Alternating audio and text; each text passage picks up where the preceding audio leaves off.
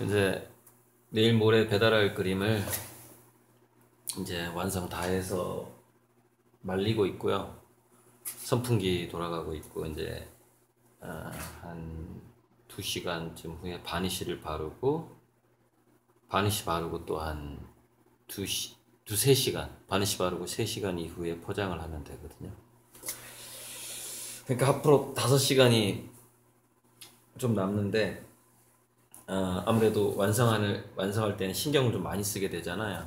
마무리 때. 그래서 어, 신문을 보면서 휴식을 좀 취할 겸해서 밀린 신문을 한번 후루룩 한번 훑어보려고요. 예, 신문이 이렇게 밀렸는데 1차적으로는 이 무인 배송이 시스템이 무인 택배가 자율주행차를 이용해서 생활 필수품 배달 서비스가 시작을 했다. 미국 최대 슈퍼마켓 프랜차이즈 크로거가 애리조나주에서 시작을 했네요. 그래서 주로 이제 그렇게 아주 넓은 지역은 아니고요. 보니까 한 1.5km 반경, 그러면은 보통 한 3km 정도 이내의 주민들에게 시속 40km로 오가면서 받는데 비밀번호를 누르면 이 문이 열리게 되고 거기서 꺼내가는 거예요. 근데 배달료를 받네요. 배달료를 한 5,000원에서 7,000원 사이 이렇게 받고 있는데 거스를 수 없는 무인화의 무인 자율화, 무인 자동화의 이 흐름은 거스를 수 없고, 제가 강의에서 자주 말하지만 보통 사람들은 이 변화가 천천히 올 거라고 생각하지만 정해진 시간이 되면 갑자기 오게 됩니다. 갑자기. 충격이 아주 커지게 되죠. 그래서 그 충격을 좀 준비를 해야 되는 거죠. 올해 책 번역서 중에서 폭염사회라는 책하고 나는 뇌가 아니다, 이 두 가지 책이 저 본 건 아닌데요.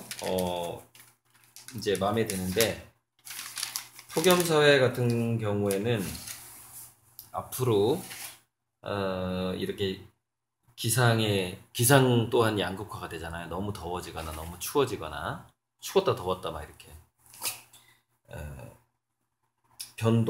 변동이 심해지고, 그러면서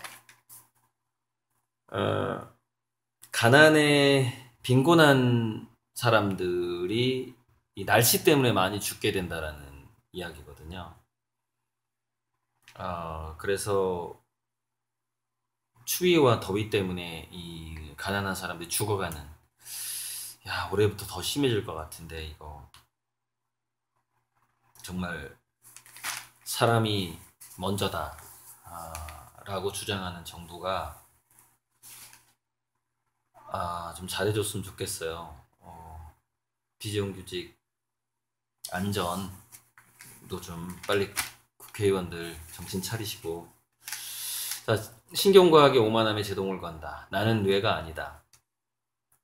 나는 뇌가 아닌 게 맞아요. 그런데 그러니까 두뇌라는 것은 마치 사랑은 연필로 쓰세요라는 노래처럼 우리가 지웠다가 다시 썼다가 할 수 있는 그런 면에서는 빈서판 이론이라는 게 있는데, 이제 물론 우리 인간은 빈서판으로 태어나진 않아요. DNA를 가지고 태어나니까 뇌 구조도 어느 정도 유전적인 게 있단 말이죠. 빈서판은 아닌데 우리 두뇌가 화이트보드와 같은 비슷한 측면이 있죠. 화이트보드 보세요. 자주 지우면 잘 지워지는데 아주 오랫동안 안 지우면 그게 또 잘 안 지워져요. 고정되죠. 그래서 우리는 뇌에 의해서 우리가 규정되기도 하지만 우리가 그 뇌를 두뇌를 직접 우리가 바꿀 수도 있죠. 화이트보드처럼. 우리 나이 계산법이 마흔에 대한 스페셜이 좀 나왔는데 그 얘기만 좀 하고 싶어요. 우리 나이를 계산할 때 자기 나이에서 지금은 약 30%를 빼는 게 맞다고 하거든요. 그러니까는 뭐 대략 우리 부모 세대랑 비유해 보면은 부모 세대보다 한 30% 정도. 그리고 또 우리 자식 세대는 또 거기서 또 30%를 더 빼야 될 수도 있어요. 그러니까 10% 더 추가하면 40%, 50% 이렇게. 그럼 언젠가는 100세가 50세처럼 될 때가 오는 거죠. 이렇게 가다 보면. 계속해서 이제 과학이 발달하면서 김성태 딸 특혜 채용 무조건 입사시켜라 지시하듯이 비리가 훨씬 많죠. 까보면은 그쪽 당이 그러면서 막 큰 소리 치는 거죠. 되게 재밌어요. 이번에 고 김용균에서 그 사건에서 계속해서 이제 또 새로운 불법 파견 정황이 일어났는데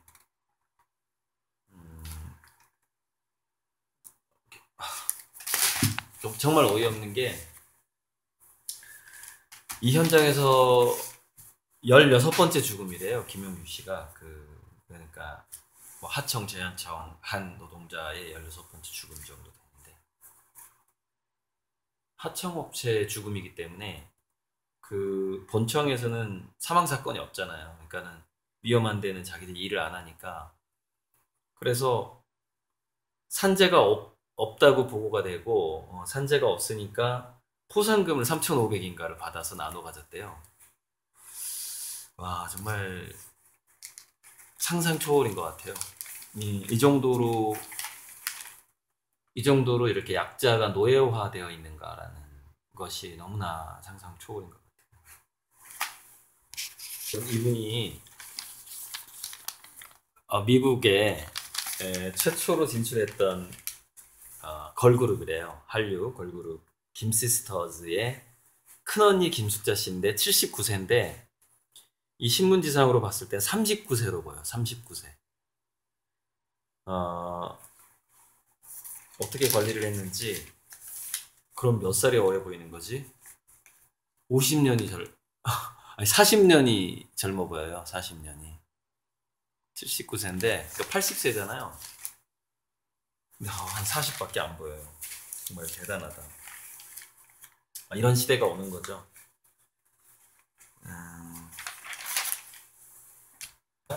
AI 춘추 전국 시대라는 동화 비즈니스 기사인데 계속해서 이제 내년에 이게 정말 빠르네요. 내년에 국내 가구의 40%가 AI 스피커를 보유하게 될 것이다.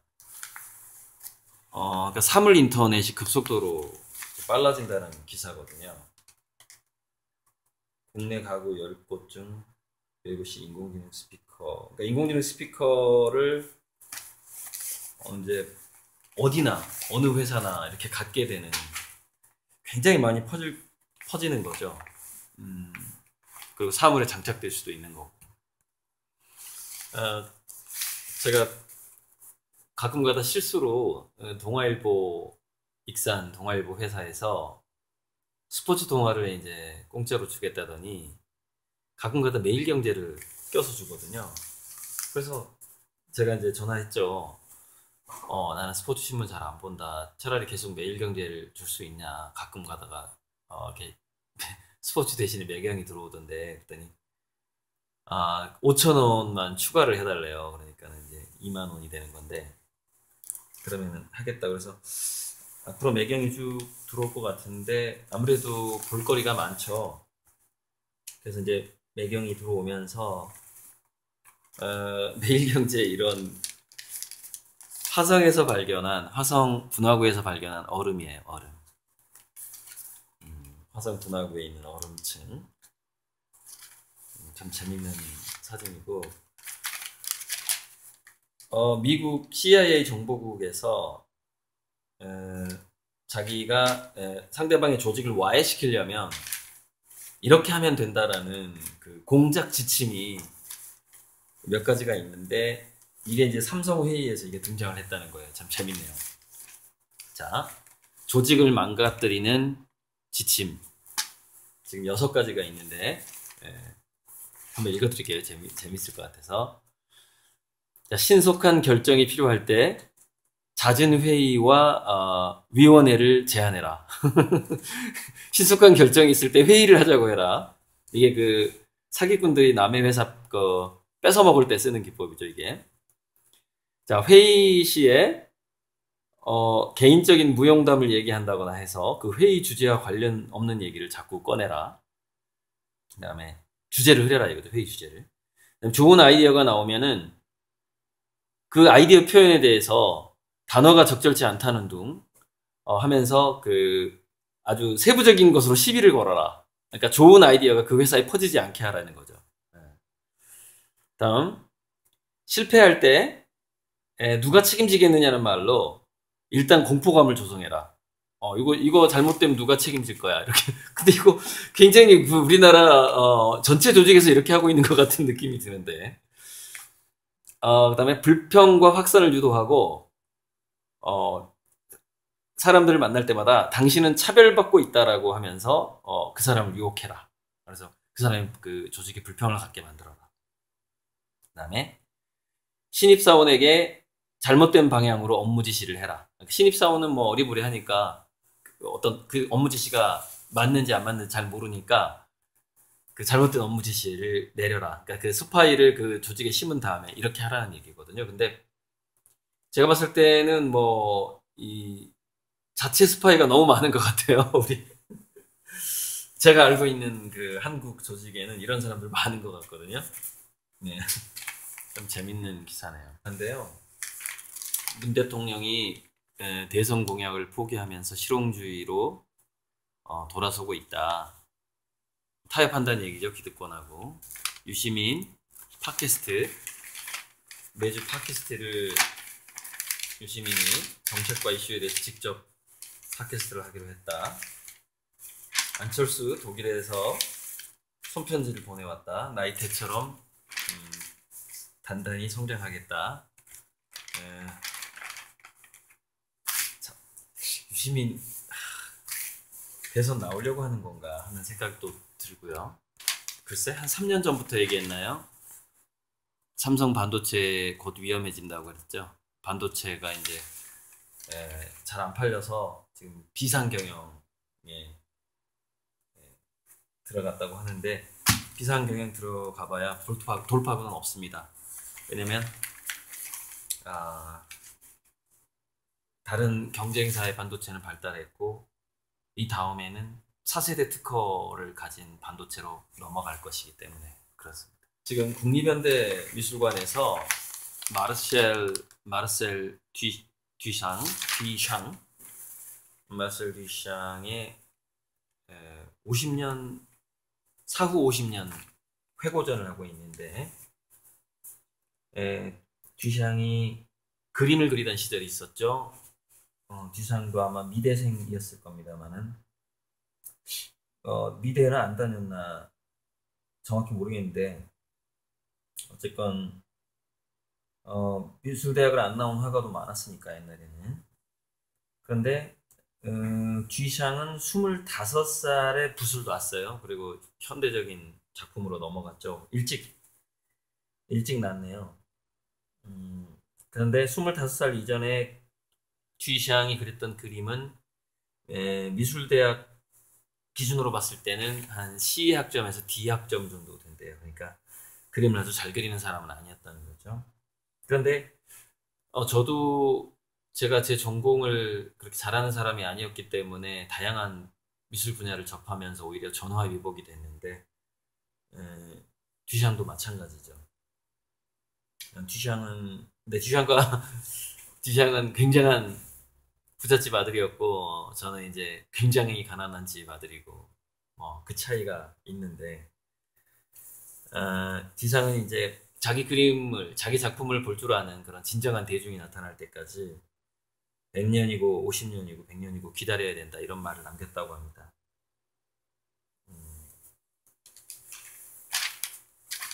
근데 그 시절에는 뭐 그렇죠. 근데 지금은 인터넷과 유튜브가 있는 시절이라서 자기 그림을 좋아하는 대중들이 좀 비교적 빨리 만날 수 있죠.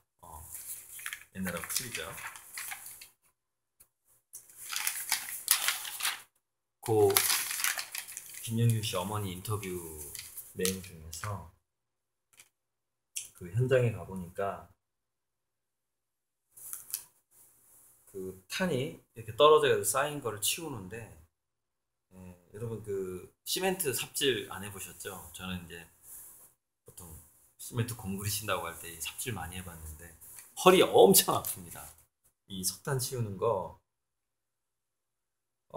그래서 밤새도 치울 수 없는 정도의 석탄이 있고, 현장에는 이제 그걸 보면서 자기 아들한테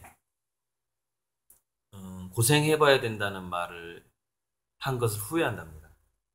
이렇게까지 고생스러울 줄을 생각을 못한 거죠. 굉장히 가슴이 아프고요. 뭐 이런 일이 있어도 국회는 꼼짝 않죠. 잘 법률 안 바꾸죠. 심지어 뭐까지 안 바꾸냐. 자, 보세요. 우리 미투 운동 얼마나 뜨거웠습니까? 성폭력 2차 가해 방지법 등등 미투 운동에 관련된 법률도 또 그냥 지나가고 있다는 거예요. 또 뭐 바뀌는 게 없어요. 바뀌는 게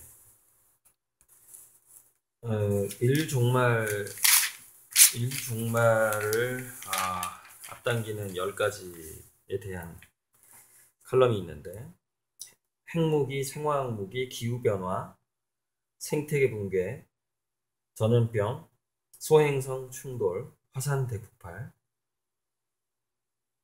태양지구공학. 아무튼 과학자들이 뭔가를 노력을 하다가 실수하는 뭐 그런 거라고 보시면 될 것 같아요. 그다음에 인공지능. 그다음에 10번째가 뭐지? 잘 안 보여. 좀 넘어가고요. 그래서 소행성 충돌 기사하고 달의 뒷면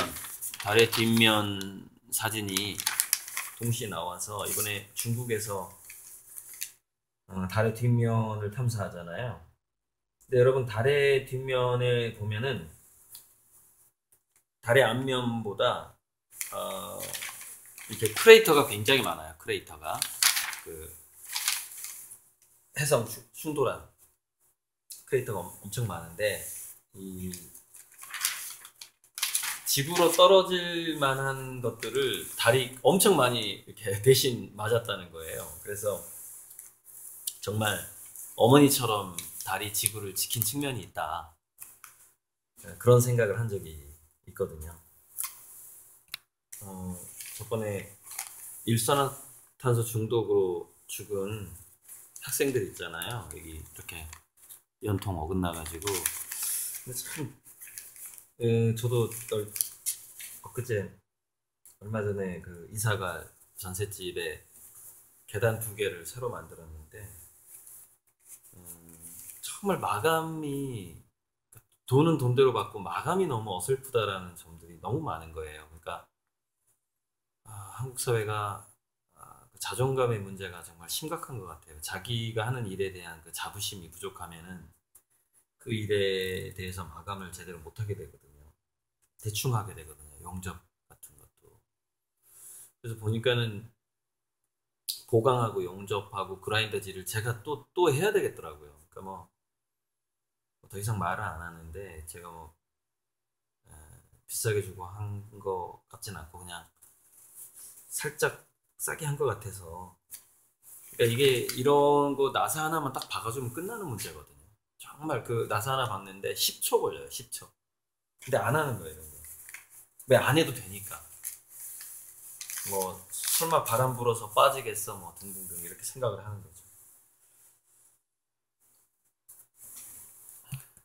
대학 강사 법 문제 심각하다고 봐요. 저는 이제 학사만 받고 대학 강사가 될 생각을 아예 안 했기 때문에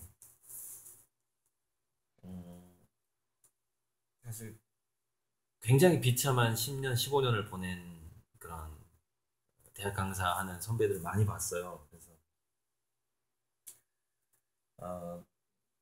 그러니까 교수의 10분의 1에 시간당 3만 원인가 이렇게 받고 이렇게 하거든요. 그러니까 제가 초창기에 왜 롯데마트 강의하러 다니던 바로 그 보수죠. 그때 제가 2만 5천 원 정도 받고 다녔으니까.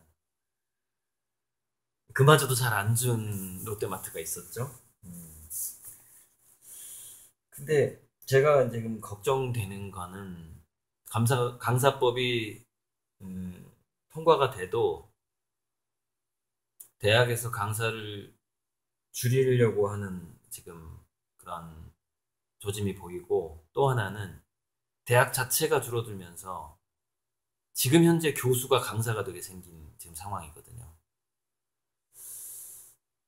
이 정말 성장 경제에서 인구와 경제가 동시에 축소되는 이 과정에 터지는 문제들은 호박이 넝쿨채 굴러오는 것처럼 악재가 넝쿨채 굴러와요. 그거를 감당해야 되는 상황이에요. 꽤 재밌는 기사입니다. 자, 이동필 농림축산부 전 장관인데요. 지금까지 역대 최장수 농축산식품부 장관을 했어요.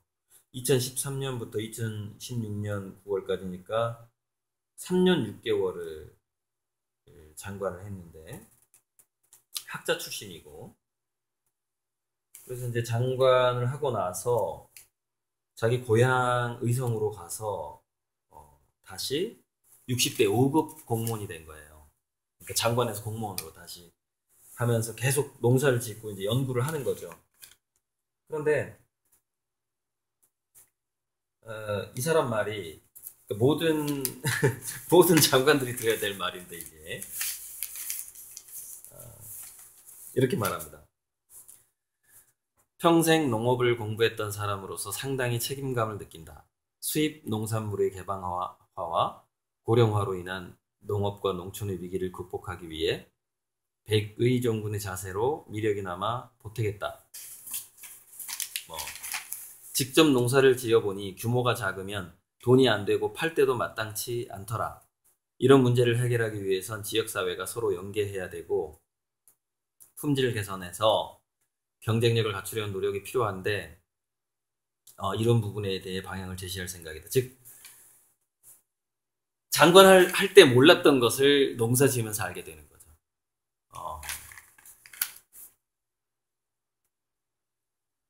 그러니까 글쎄 좀 너무 공부를 안 한다고나 할까? 현장 공부를 너무 안 해. 현장 공부를. 그게 문제예요. 너무 바빠서 이 장관이 된 사람들이 현장 공부를 너무 안 해요.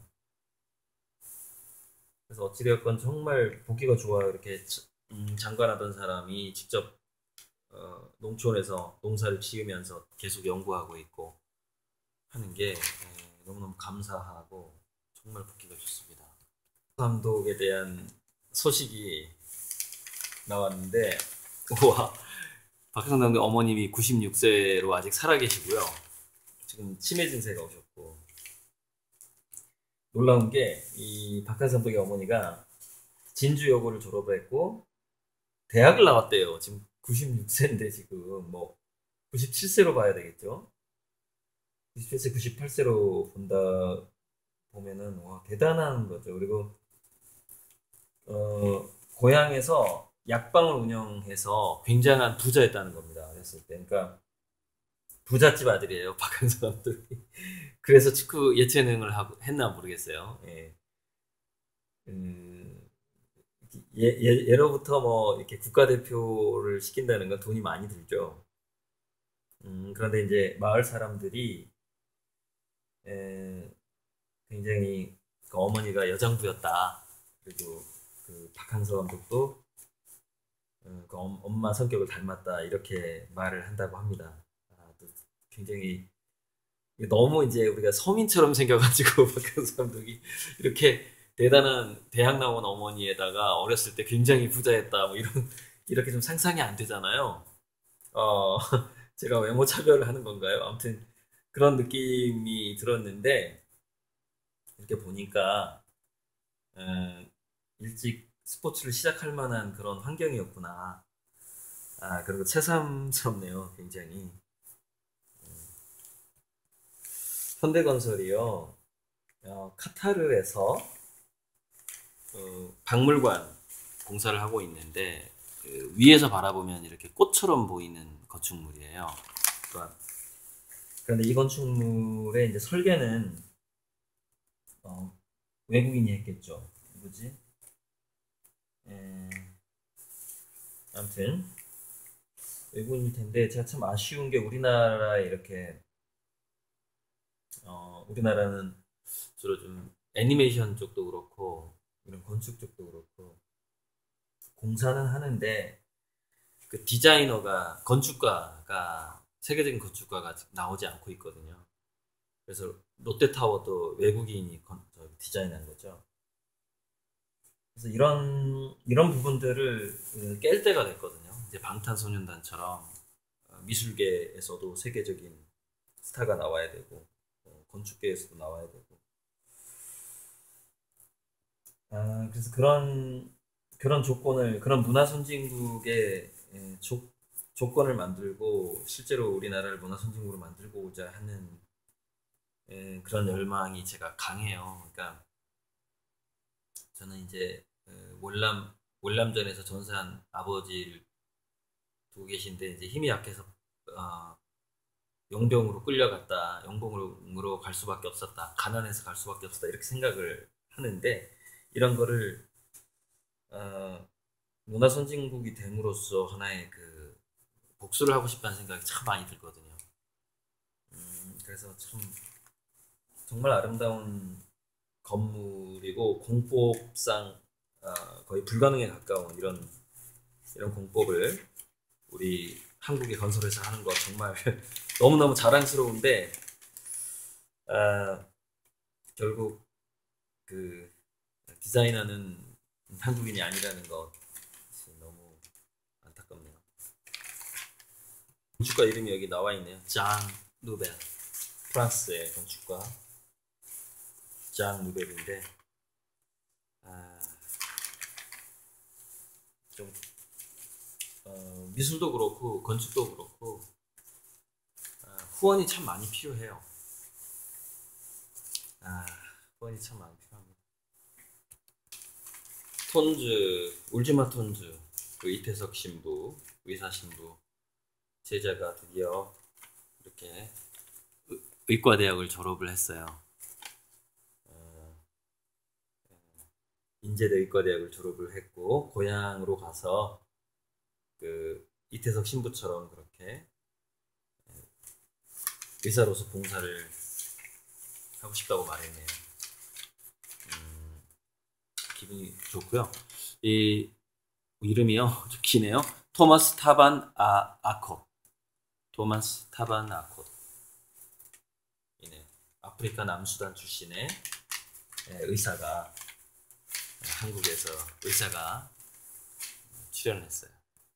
여러분 소카의 대표 이재용 씨가 이제 정부에서 혁신성장본부장으로 있다가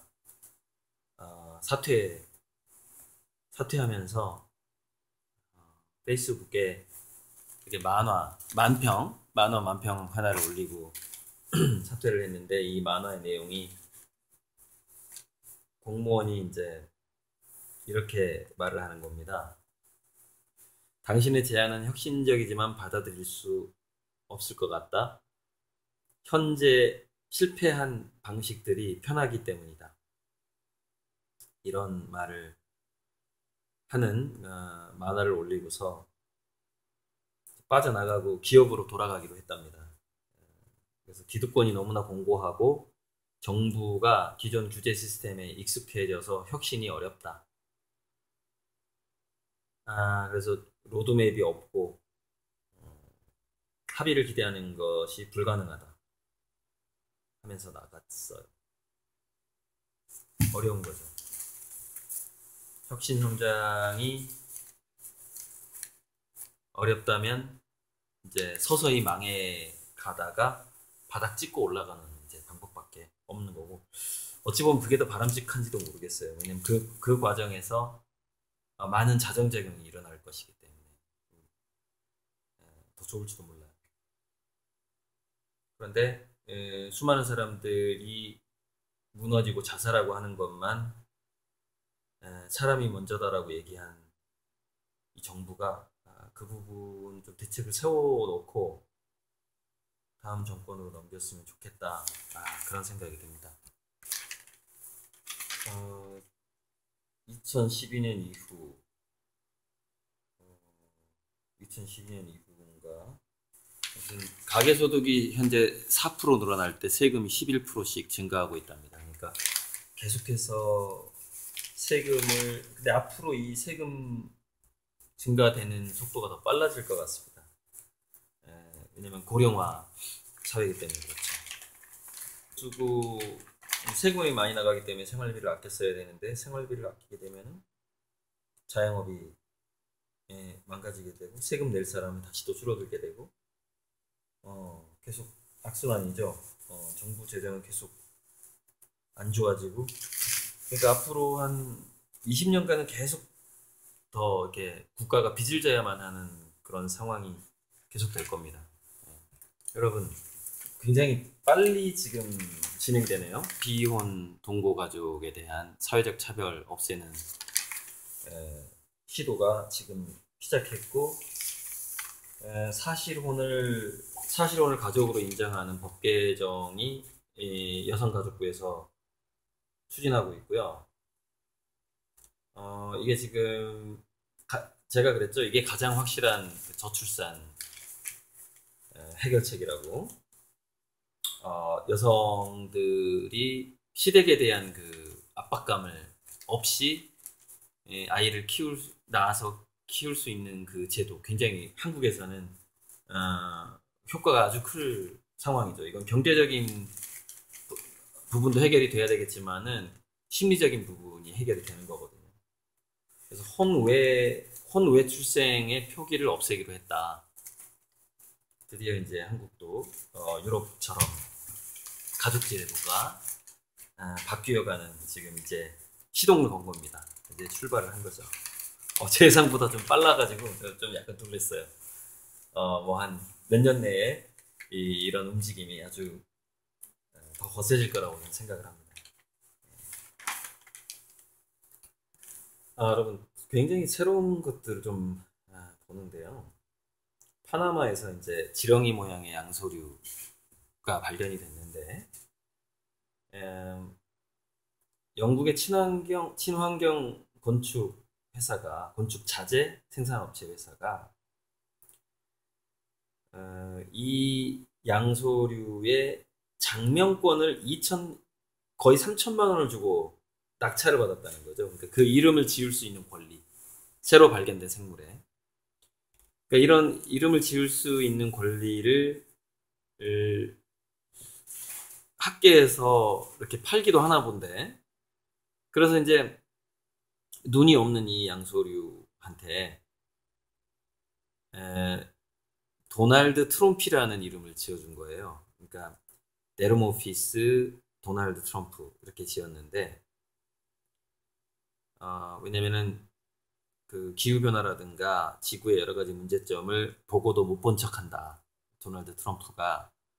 그렇게 해서 이제 이 회사가 그렇게 이름을 지었는데, 이거 보복당하지 않을까 좀 상당히 걱정이 되는데, 이렇게 해서 이 이 양서류의 얼굴에다가 도널드 트럼프의 머리를 합성을 했어요. 이렇게. 가지고 두 개의 사진을 이렇게 지금 비교를 하고 있는 아주 재미있는 시도고 의미 있는 시도인데 이 회사 좀 걱정됩니다. 이게 좀 뭔가 보복 있지 않을까 하는 트럼프가 좀 속이 좁잖아요. 보복할 것 같은 느낌이 들어요. 아주 자연스럽게 다루는 그냥 일상의 한 모습으로 다루는 그런 드라마가 많아지고 있대요. 그래서 뭐 여자든 남자든 다시 총각이나 처녀랑 결혼하는 그런 장면도 많이 나오고 그래서 우리나라도 이제 좀 더 이혼이 일상의 한 자연스러운 현상으로 받아들여지고 있다는 저는 그냥 바람직하다고 생각을 해요. 그런 부분. 제가 경험을 해본 입장에서 아주 나쁜 경험만은 아니다. 그런 측면이 있거든요. 이제 검명원의 원장을 하고 있는 배철현 철학자가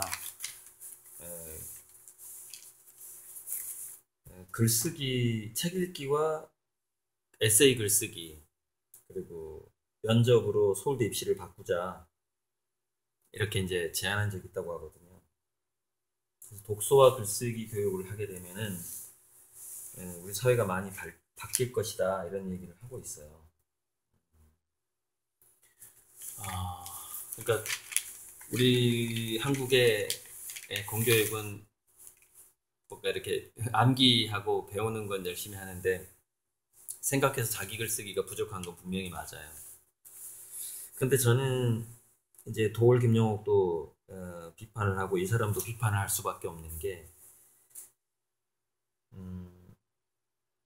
물론 이렇게 책 읽기하고 에세이 쓰는 걸로 가도 상당히 교육이 다양해질 수는 있는데 이것도 한 분야의 쏠림 현상을 만들어내거든요. 그러니까 확실히 우리 공교육에 대한 저는 동아리 방식으로 혁신하는 게 맞는 것 같아요. 이 사람 얘기를 읽어봐도 안 맞아요. 그러면서 이런 어떤 자극적인 타이틀로 신문 기사를 쓰거든요. 애플, 구글이 찾는 건 스토리를 가진 인재다. 맞는 얘기죠. 스토리를 가진 인재죠. 근데 이 스토리를 가진 인재가 책 읽기하고 에세이를 한다고 해서 많아지냐 이거예요. 그게 아니라 정말 자기만의 관심 분야를 충분히 깊이 있게 체험해보는 인재들, 체험해보는 그 경험이 스토리를 만드는 것인 거죠. 책 읽고 에세이 잘 쓴다고 스토리가 많아지는 것이냐. 스토리를 많이 공부하고 토론은 할 수 있겠죠. 그러나 진짜 자기 스토리를 만든다는 것은 이런 교육 방식은 아니죠. 그래서 이것도 앞뒤가 안 맞는 거예요. 지금 이 타이틀하고 이 내용이 안 맞아요.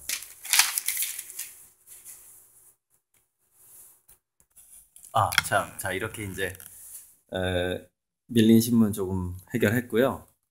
이제는 이거 올리고 나서 바니쉬 바르고 그 다음에 이제 저 밥 먹고 와서 포장하고 뭐 이렇게 하면 될 것 같아요. 그래서 완성된 거 좀 더 가까이 좀 이게 화질이 나빠서 그러니까 어제 봤던 것보다는 굉장히 꽃이라든가 이런 것들이 많아졌죠. 잘 보이진 않겠지만 그 다음에 이것도 별들이 좀 더 많아졌죠.